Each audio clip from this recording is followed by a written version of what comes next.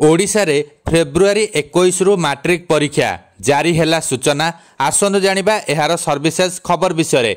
माध्यमिक शिक्षा बोर्ड तथा बीएससी द्वारा परिचालित मैट्रिक परीक्षा 2025 आसंता फेब्रुआरी 21 तारिख ठारू आरंभ हेब। प्रत्येक छात्र छात्री क्यारियर एही स्मरणीय परीक्षा मार्च 6 तारिख जाए जारी रहिबो।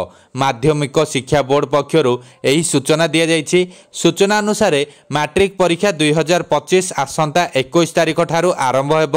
प्रथम दिन रे मातृभाषा ओडिया हेब।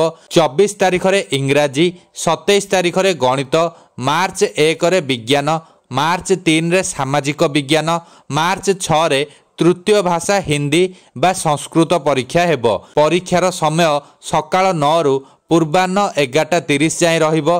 परीक्षार्थी को गणित पई अतिरिक्त 15 मिनिट समय दिया जिवो। अर्थात गणित परीक्षा पूर्वाह्न 9 टारू आरंभ हेबो एवं 11:45 मिनिट रे सरिबो। सूचनायोग्य मैट्रिक परीक्षा 2025 पई एबे उच्च विद्यालय गुड़िकरे फॉर्म फिलअप प्रक्रिया जारी रही। एही प्रक्रिया आगामी 18 तारिख जाए जारी रहिबो। एही प्रक्रिया शेष हेबा परे चलित मैट्रिक परीक्षा रे समुदाय केते छात्र छात्री शामिल हेबे से नहीं विस्तृत विवरणी जना पड़िबो।